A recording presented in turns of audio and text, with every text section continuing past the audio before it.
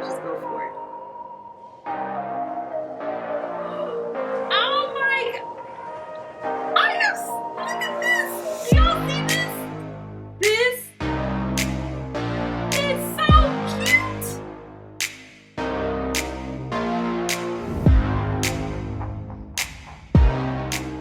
Hi everyone, and welcome back to another amazing episode of Eating Right with Angel. Of course, I'm your host, Angel, and today we are going to be making French toast, something that I've never done before. And in France, they actually pronounce it pain perdu. So with that being said, we're gonna go ahead and get started here. So normally people use milk, but I want my French toast to be a little bit more decadent. So I'm going to be using heavy cream. So I just have half a cup of heavy cream here, and I just have a shallow dish that I am going to kind of soak our bread in here. Perfect. And then I'm just gonna add a little bit of sugar just to add some natural sweetness here. And then we're gonna add about a tablespoon of cinnamon, because no French toast dish would be complete without cinnamon. And then we're gonna add a little secret ingredient, just some vanilla extract, if I can get it open here. Perfect. And then last but not least, I am just gonna go ahead and crack a whole egg into our dish here. Perfect. I'm gonna go ahead and clean up here as well. So now I'm just gonna go ahead and take a fork here and just whisk this all together. So pain perdu in French just means French toast, and that comes from where back in the olden days, as they say, they used to take the stale bread and then they would soak it in the milk and cinnamon and vanilla and all the other wonderful yummy ingredients that we have here. And then they would put it in butter or in frying oil, and then they would have French toast. So we're just gonna get this nice and mixed up really good here. And I'm gonna go ahead and turn on our heat as well. You definitely want your pan to be nice and hot. Perfect, so that is all done. I'm gonna go ahead and take care of this.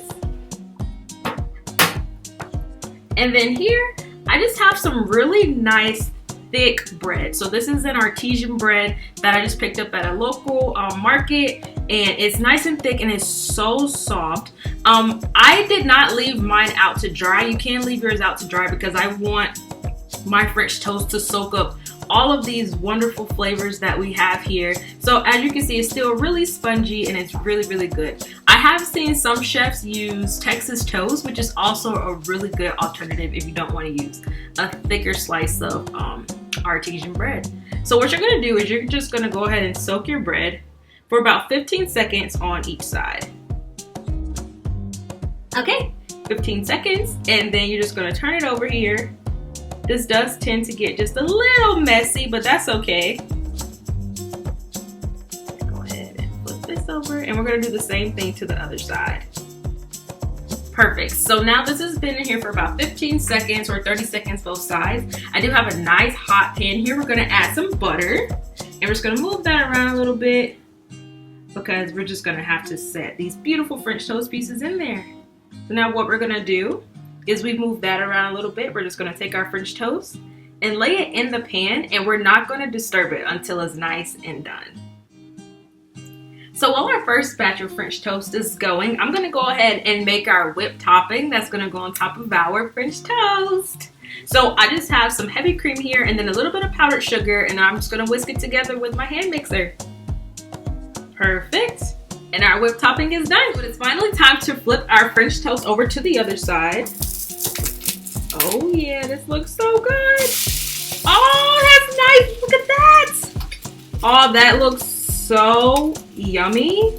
This is why you don't want to disturb it, so that it has plenty of time to get nice color and caramelization on the top side. Like just go ahead and look at that. That is so beautiful. And they're just gonna let the other side go for probably another minute or two on the other side. So our French toast is done. I'm gonna go ahead and remove this batch, work on the next batch, and then once we come back, it'll be time to plate.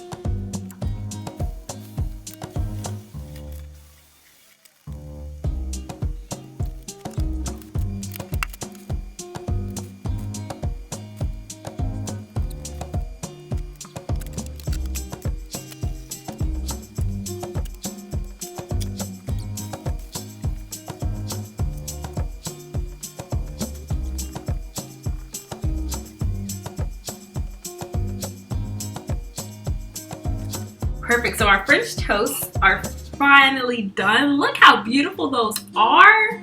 They're nice and golden with a little bit of crispiness on the edges. Oh, I cannot wait. So I'm going to go ahead and plate this one for us. We're going to go ahead and start with some of this beautiful whipped cream. Look at that.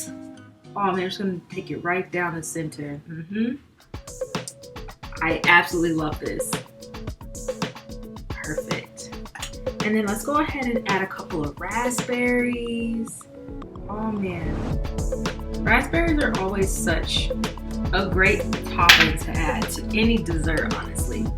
And blueberries to be, and blueberries to be completely honest. Perfect. So good. Let me go ahead and finish off with some walnuts for a nice extra crunch as well. Oh man, you can already see how colorful this is. We can add a little bit of extra cinnamon on top, just a little bit, to bring out the cinnamon that we added to our batter. And then last but not least, I always like to go with a maple syrup. Maple syrup is my favorite, and it needs to be like a dark roast. Oh, it'll change your life, I promise.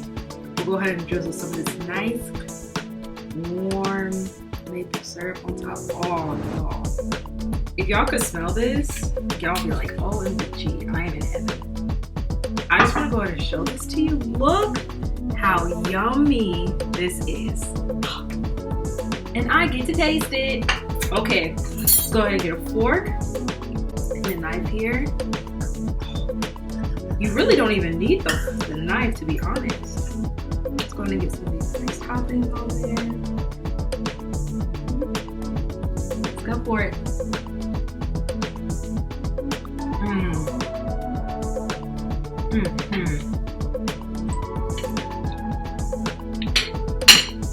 I don't know why I've never made French toast before. This was so simple, so quick, so easy. And all these flavors just mesh so well together. Like, it's nice and crispy on the outside, nice and fluffy on the inside because of the heavy cream and the egg. This is actually really good.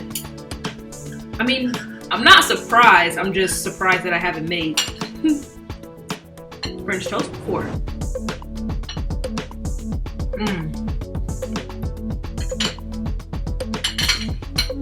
This is good. Like, really good. So like what, like 10 minutes? If you liked my video, go ahead and leave a like and subscribe to my channel. And I hope to see you all again next week. Take care.